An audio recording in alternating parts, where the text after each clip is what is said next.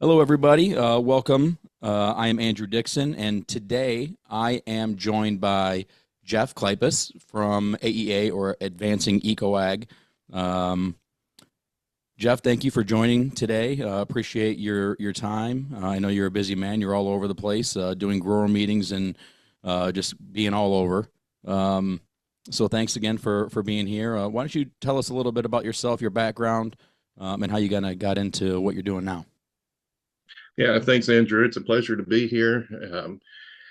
Like you said, I've been currently working as a regenerative agronomist, which is kind of I guess you could say, a new job title for Right. my career path here in the last 3 or so years. But always worked in the agronomy field in some capacity since starting my career back in 2003. Kind of went the traditional path as far as going to college and getting the bachelor's of agronomy, and then working managing seed treatment facility at a retail facility, as well as doing field sales and consulting work in the conventional world for every kind of crop, ranging from cotton, vegetables, citrus, corn, you name it. Living here in South Texas was, really broadened my scope of crops from what I grew up with, because I pretty much grew up working for the neighbor up in the Texas Panhandle on his primarily cotton and cattle operations. So, pretty standard for that region. A little bit of grain, sorghum, and sunflowers, those type of crops as well. But very much the traditional route, which still work with a lot of those growers and types of growers now that I'm at this stage in my career as well. But have kind of gone I guess you could say, a 180 from conventional 100% of the time to now bridging the gap and helping growers convert over to the regenerative side. Oh, speaking to that, now, not that long ago, you had an article that was published in on Acres, and you went through what was it called? Conventional fear meets regenerative wisdom, and you kind of laid out a few of the different points along there. Oh, kind of just evaluate all of the products that are on the market. Um, Not necessarily look at just what your NPK might be, but what, look beyond what might be soluble in the soil. You guys, you had mentioned in that article about, you can, might have been boron, I believe is what you wrote in that article. It could have been what the limiting factor was, into proper nutrition, biology, learning all of that stuff, then putting a plan together and having patience. Now, with all of that, now if you work with a lot of different guys or a lot of different farmers out there, um, what would you say are some good tips for a beginner that or someone that is looking to convert from kind of, I hate to call it traditional, but more standard this in this day and age to a regenerative operation? Yeah, I mean, that's a great question, because a grower can really make this transition as complicated or as easy as they want to, depending on how committed they are to completely changing the way they're running their operation. And there's no wrong or right way of doing it. I mean, it's kind of like the no-till versus conventional till argument. You've got your group of people that are diehard no-tillers, and the other group that's diehard conventional. And we kind of see that same thing in the regenerative realm as well.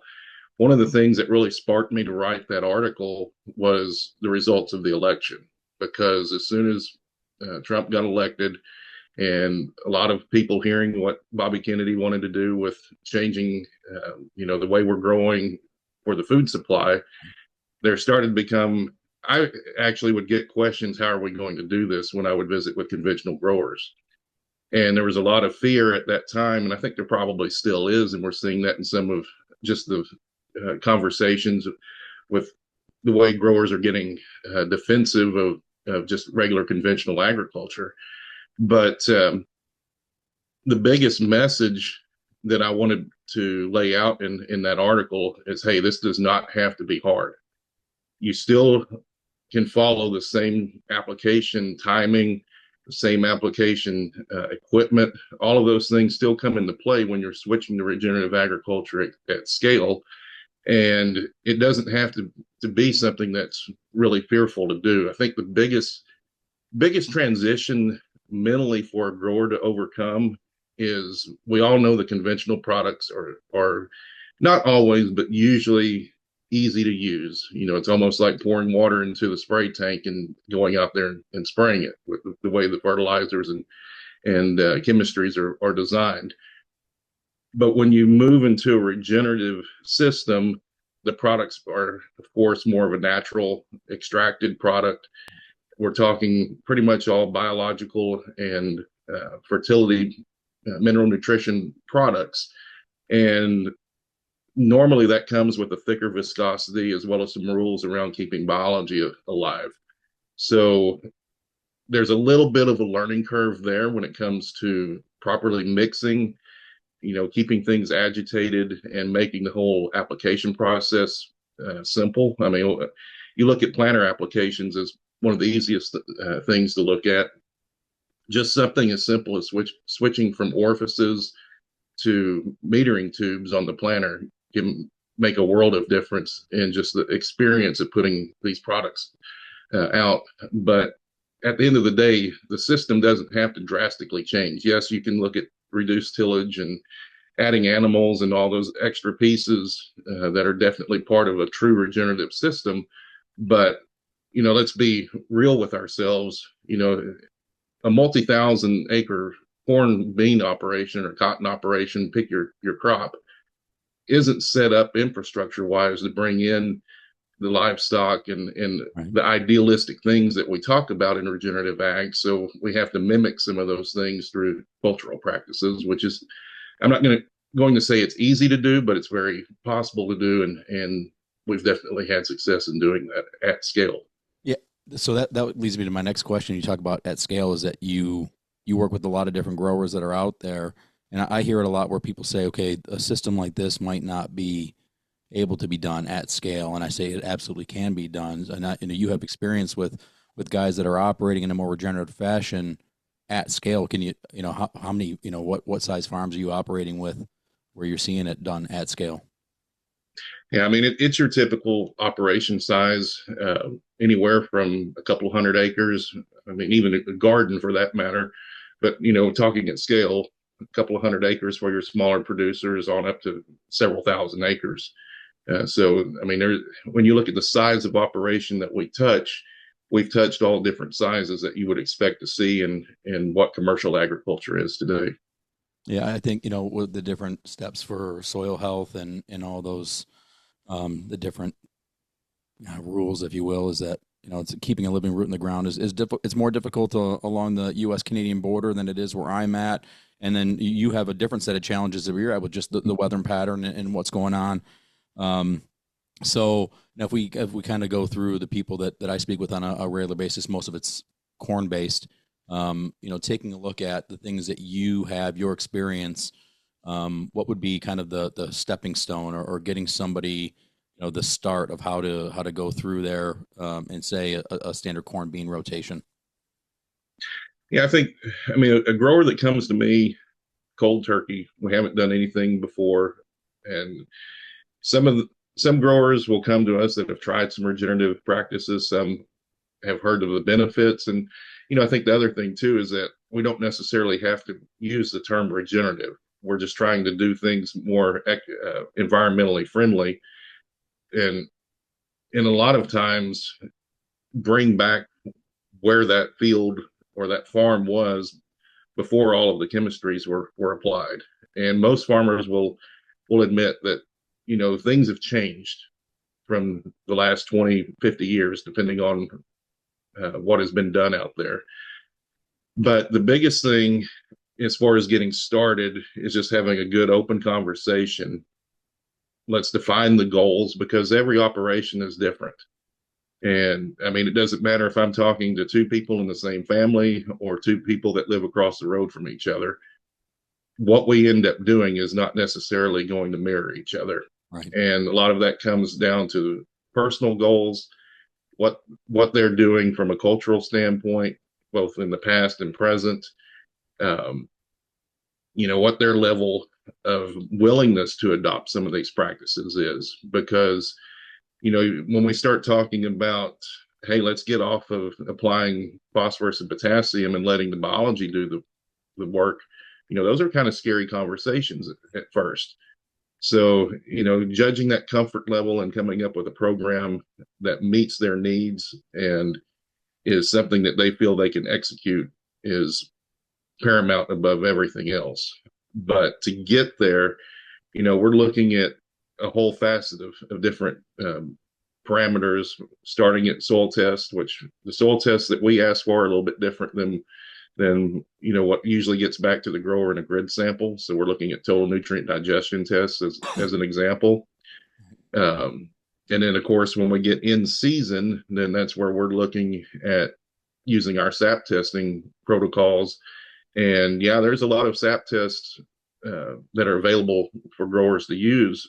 But what really sets the tone and sets us apart from everyone else that works with AEA or doesn't work with AEA is just our vast experience in analyzing the SAP and knowing how to adjust the nutrition levels and practices on the farm so that we're hopefully at the end of the day achieving those goals. And I mean, we know we got to have help from Mother Nature, but it's I can say am having the most fun as an agronomist right now than at any point in my career because I'm actually able to have an impact on how that farm is changing.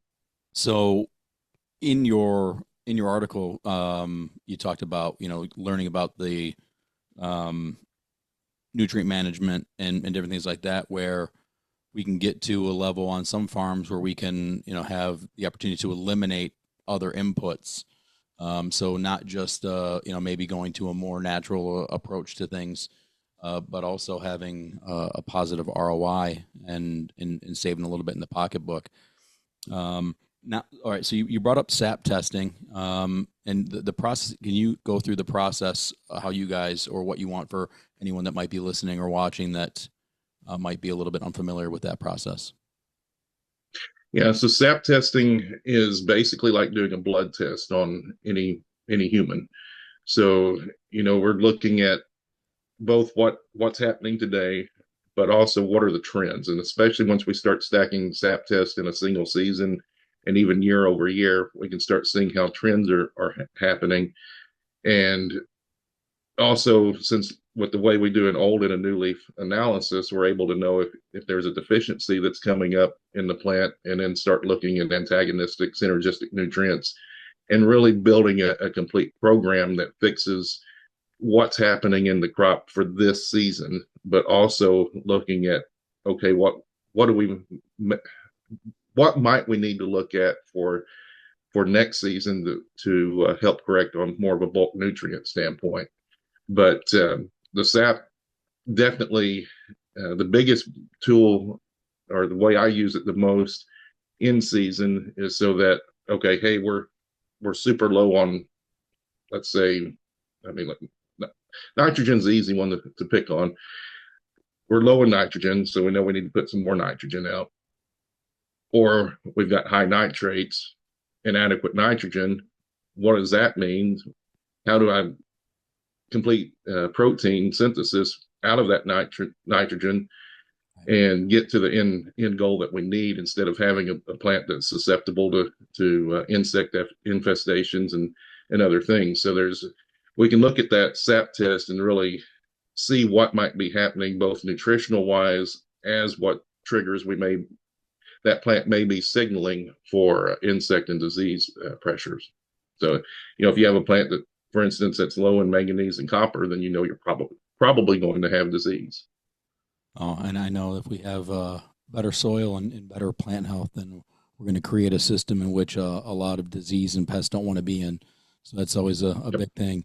Going through, you spoke to it earlier in terms of what some of the things are that someone could do to kind of convert over. What are some of the, I guess, common mistakes you might see with an operation kind of making the shift? I think the biggest mistake is biting off more than you can realistically manage as you're getting into the whole system. I mean, you look at cover crops just by themselves, that's a whole animal that you have to learn how to manage that piece. And now if we add in, like I had a grower last year, he did cover crops the first year. He had a new planter that he had never used before. He had never tried to approach uh, his management system with biology and precision nutrient management.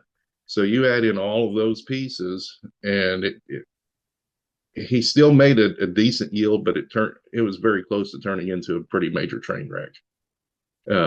But I would say the number one piece there is when you're making these transitions, make sure you're comfortable with the logistics and everything that's involved in what you adopt, because you can easily overwhelm yourself. Yeah, I think that people will look at it in the giant scope of things and say that's a lot to handle. And like you mentioned earlier, is just baby steps. If there's 10 things to do, it doesn't mean you have to do all 10 things in that first year.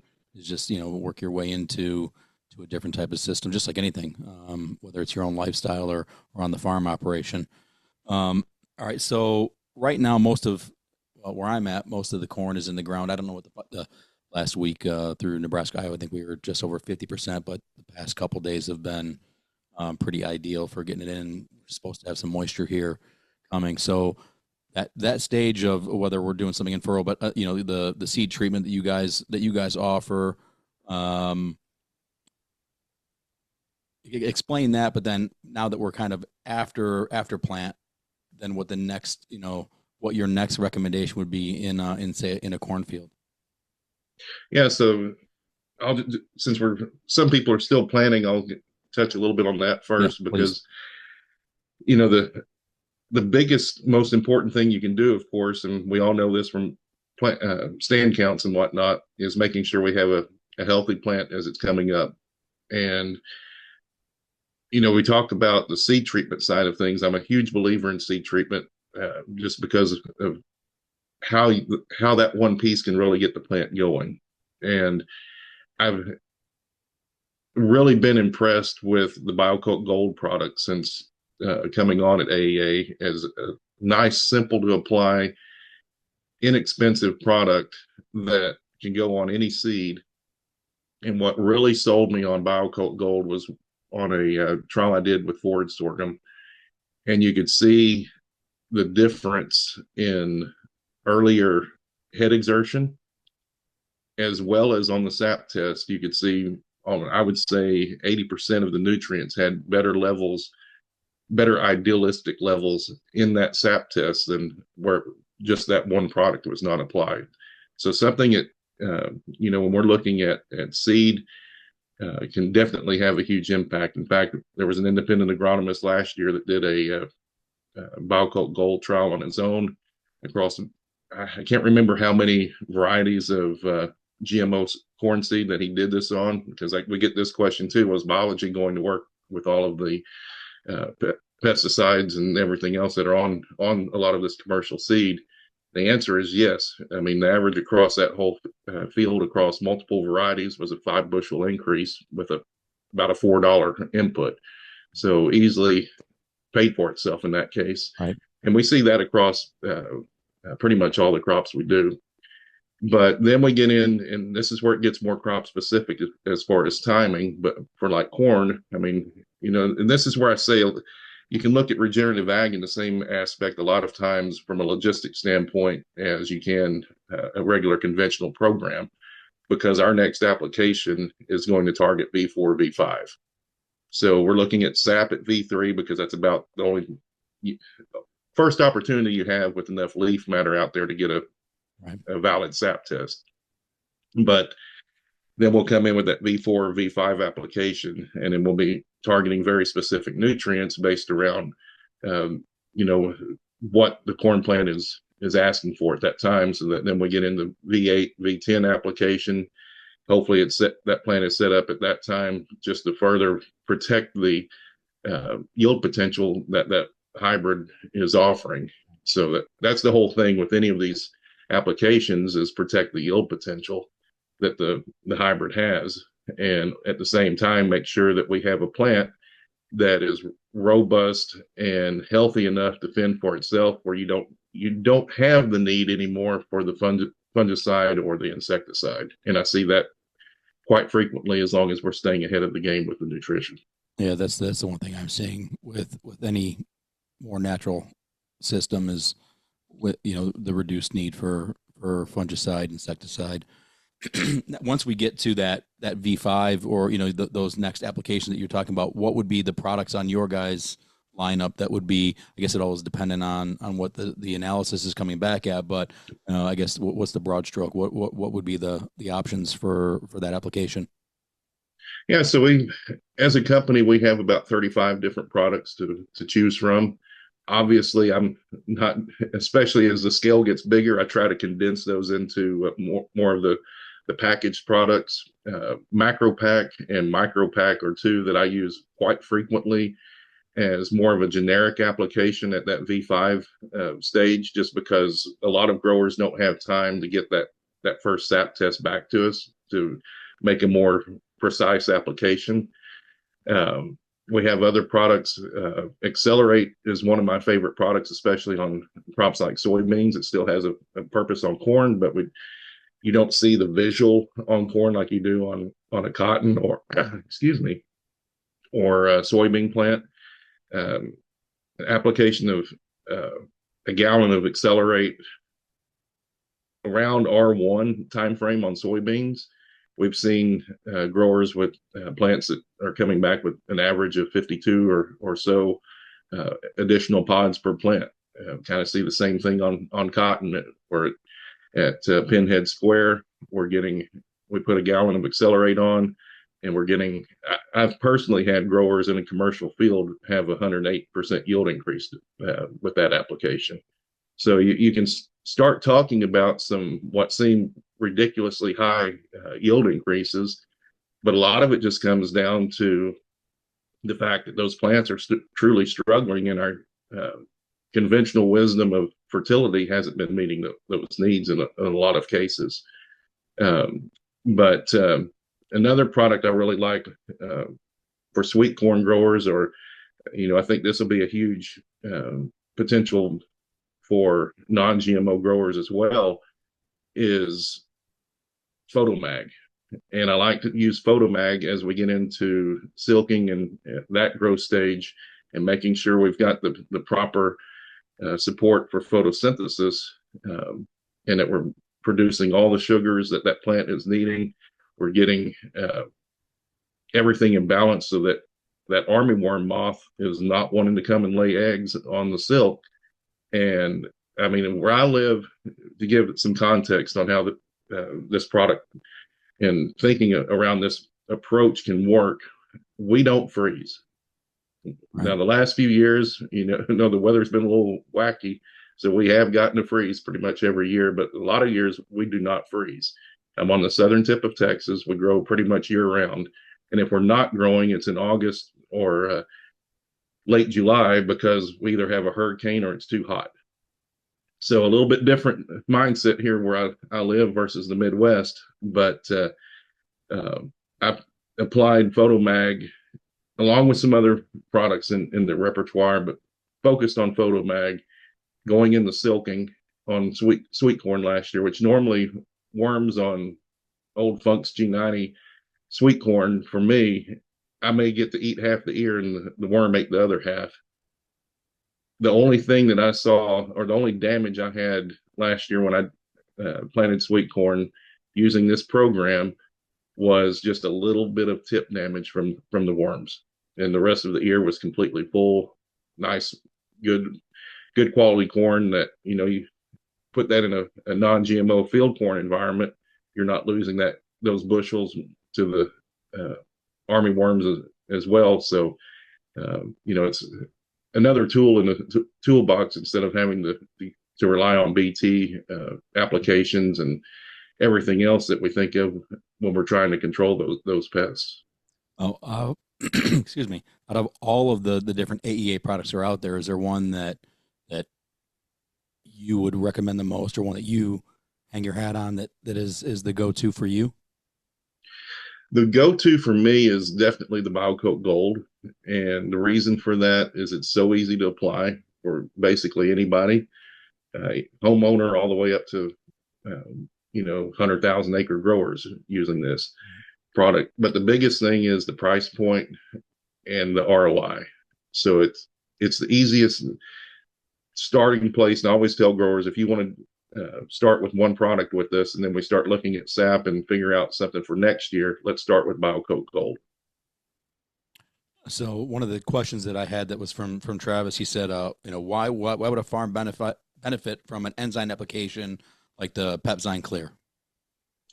Yeah, so enzymes are probably, I know, for me, an underutilized tool that's out there. So basically, what the reason that you would use an enzyme is that's what the bacteria and the other microorganisms are producing anyway to either break apart or form bonds with the nutrients in the soil and making them plant available, essentially. But the biggest thing, too, is, or another aspect of that, I should say, is, a lot of soils have a little bit harder time getting biology established. So as you're getting the whole system established, boosting the system with an enzyme product like Pepzyme Clear could definitely come into play and be something that would be advantageous for the system. And they're easy to apply. So talked about the BioCoat Gold. Also, you guys have the Seed Flare. Yes. Explain that to me. Yeah, so Seed Flare is a relatively new product. This is it was on the market limited last year, and this is pretty much the first year we've had it where start to finish on the planting regions. But that is a liquid seed treatment product that is targeting the micronutrient needs of the plant as a seedling. So it's not something that I would put on as a foliar or other application. It's purely what those seedlings are needing. And the goal of having that product on the seed is to, once again, just help that seed get the shoot out of the ground and be healthy as it's coming out of the ground, instead of being susceptible to insects and disease that, we lose a lot of our stands to. So with that being a newer one, are there any other new products that you guys have in development or things that you're excited about that are on the way? There's always something in development. Some I have a little bit of knowledge on, a lot of them I don't. Okay. But I think the biggest thing for me, just because of the nature of how, more natural products are being more difficult to use, is that we're constantly looking at how we can improve the current formulations as well. So I know growers have experienced this year some of the new formulations of products we already have on the shelf, and just continual improvement is, I think, just as important as having new products come out. Absolutely. It's just like what we're doing on our end with hybrid development, just trying to find, what's going to continue to get better and better. All right. So if we're looking at someone who has made the shift over to a more regenerative operation, what are, your, I guess, how do you track what's going on, beyond just what the yield is showing? Yeah, that's one of the biggest questions that we have for growers when we're starting with them, and even existing growers for that matter. Because if you don't know what you're trying to achieve, how are we measuring it? And sometimes it's a little bit of a work on the fly type of observation, I guess you could say. Had a grower that had worked with me for the first time last year, just as an example, came to us later in the season, so we didn't get to really start up front and set the foundation. So we didn't have as defined goals. And, he's looking at increased quality and some of the hay production and whatnot that he's doing, but also increased yield in his corn acres. And the ironic thing was that he made the most money on his field that had the lowest yield. So, that doesn't make sense in the world where we're chasing 600 bushel corn. But I think for me, I think we almost sacrifice a lot of our profit potential trying to chase that 600 bushel corn yield. And growers that are looking at, some of the other aspects around regenerative ag, they're looking at how much of the fertility budget are we cutting back on? How are we switching our pesticide applications? Are we able to pull money out of that budget? So when you start pulling some of these expensive pieces out of their current operating budget, there's room for you to possibly have a little bit of a decrease in yield and still come out better in the profit category. Now, at the same time, I don't want to lose yield. Right. I don't know a single farmer out there that wants to lose yield. So, we're definitely still looking at the yield component of everything. One thing that I wish we would do as an industry, and this is a big ask because this is universal change literally across the entire commodity market industry, is let's stop chasing yield and getting our profit off of the yield. Let's look at the nutritional value, the quality value, look at those pieces and start getting paid for that much more than what we already are. I mean, I know you'll get docked for aflatoxin and things like that at the elevator, but are you getting paid for that extra protein unless you have that contract with the dairy or whoever it is that's asking for that? Those are pieces that I think will come eventually, especially, the thing we have to look for or look at, I should say, is what's happening in Washington, because, when we start taking food dyes and changing how that whole FDA piece is looked at, then, that's eventually going to trickle down to what we're doing at the farm level. I look at results, and Andrew, I know you've seen, you were at one of the meetings with me where a grower that produces both grains and his own beef cattle showed the carcass data of the forage fed cow, and it's completely different than the grain fed cow. So, as the population continues to increase and we see more, well, we're what, Andrew, 1-2% of the entire population in the ag industry. Right. So the other 98% is going to be dictating what we do and what they're eating. And I think regenerative ag is set up best because we're looking at some of these things outside of just the yield of what our crops are doing when it comes to the measurement side.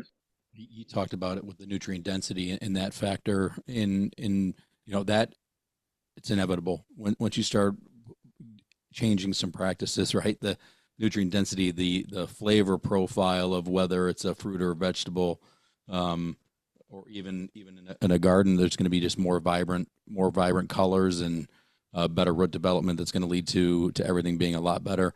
I know that if I go to the grocery store and it doesn't matter what fruit it is or vegetable, I just go right out here and I pick something myself and compare the two of them. Mm-hmm. It's so much better just right here outside the door.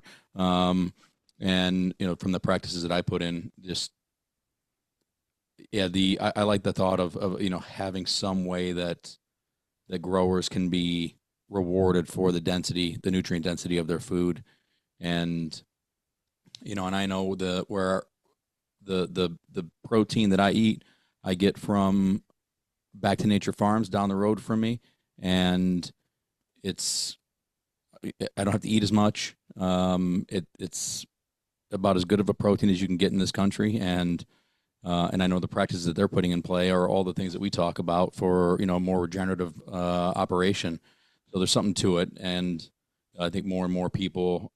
I think the hard part, Jeff, is probably just how to really measure that in real time, so then guys can get it where it makes sense for guys to say, oh, I can get a little bit extra outside of just a premium at the elevator for growing a non-GMO or having an organic operation and getting that, because there's a lot of steps that go through that process all the way to get certified organic.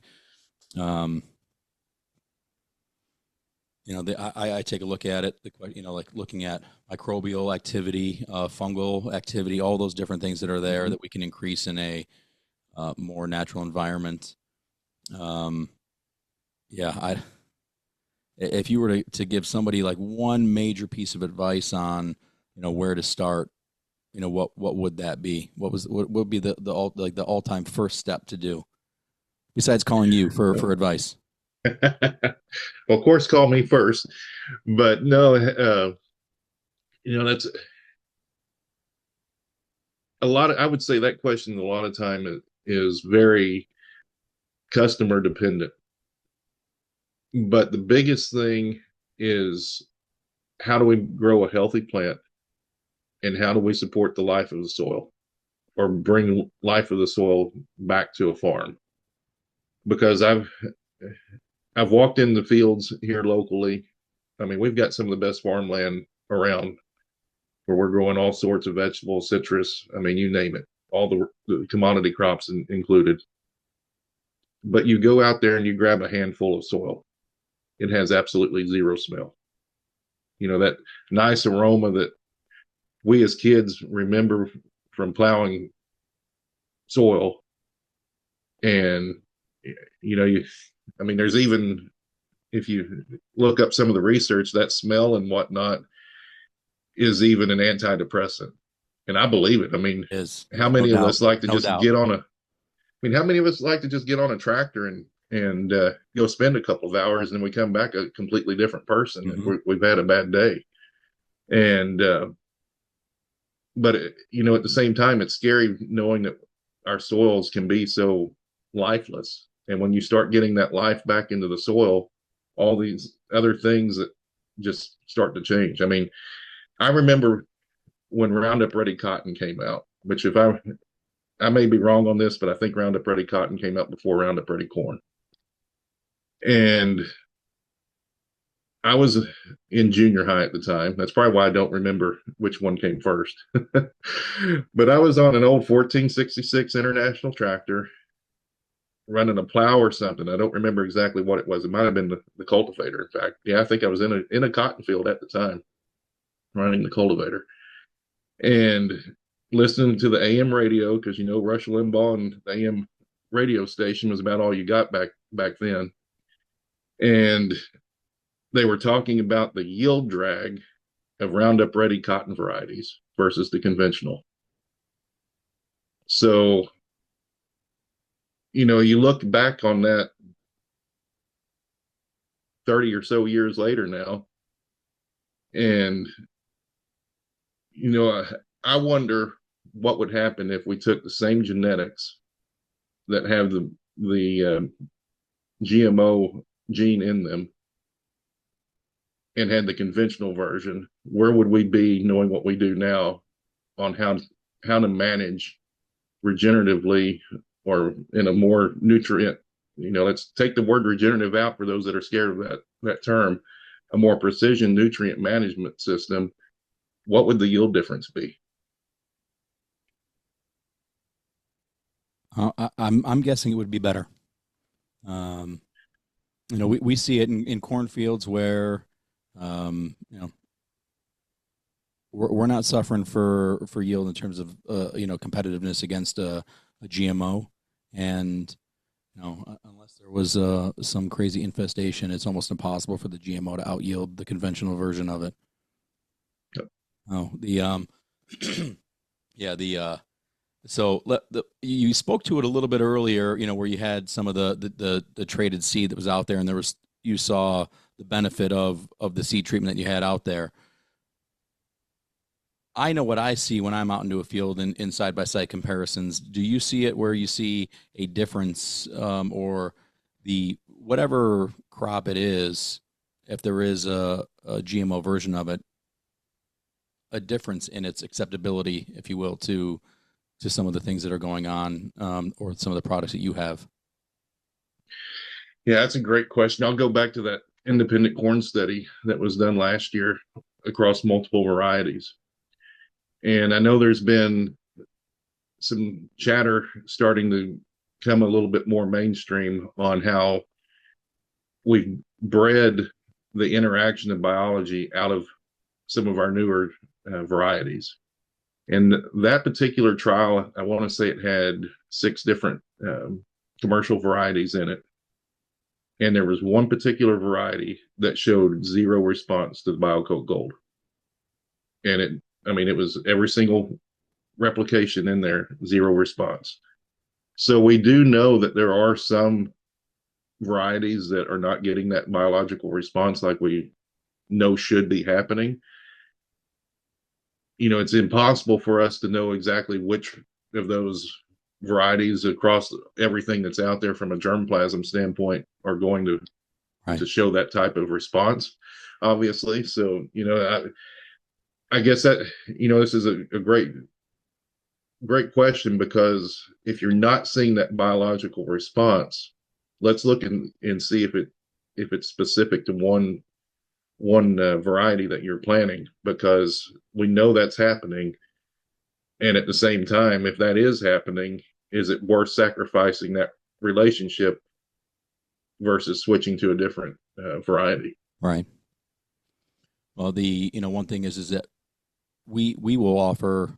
There's a lot of people out there that whether they have some of the products that you have, we put some of your guys' stuff on seed for growers. We'll sell the seed with no treatment on it, because people want the opportunity to then they'll be do it themselves, or they'll contract us out to do it or whatever. But and then what we're seeing more times than not is that they're a more positive relationship without having the chemistry that's on the seed, and the almost like it just unlocks faster for the ability for the that symbiosis to work between what's in the seed, what's in the treatment, and then make that all work with what's in the ground, build a nice root structure, and then just take off from there, and have the opportunity to put on a nice healthy stalk and big leaves and soak up all that free sun and have that biology farm and nitrogen for us. Couldn't have said it better. The So Jeff, I appreciate it. Thank you for taking some time. I know you're a busy man. Thanks again for coming up to our office a little while ago and holding a growers meeting there. Pulled a lot of information from that, so I'm really grateful. So thank you for that. And No, thank you for allowing me to be there, and hoping to make y'all's field day here later in the year. yeah, we're having our field day on August 28th, and right now we're wrapping up getting everything in the ground at our Discovery Farm and in our show plots and everything up in Minnesota. So we have some of the AEA stuff going in, and we'll be working with some other stuff along the way. Travis has more of the detail on all of the ins and outs of everything that's going into or onto different things that we have going on, but we'll definitely update as the season goes on at the Discovery Farm. So I'm looking forward to it. I think that we'll see positive results. I'm extremely optimistic on all of that stuff, and Mother Nature is still very pivotal in all of this stuff. So hopefully she's accommodating, and we can show some good results with what we have going on, and then be able to showcase that for everybody that's paying attention. You got any final words, Jeff? I'll just make all of you guys putting seed in the ground a little jealous, and let you know that we have corn tasseling here on the southern tip of Texas right now. I'm at V3.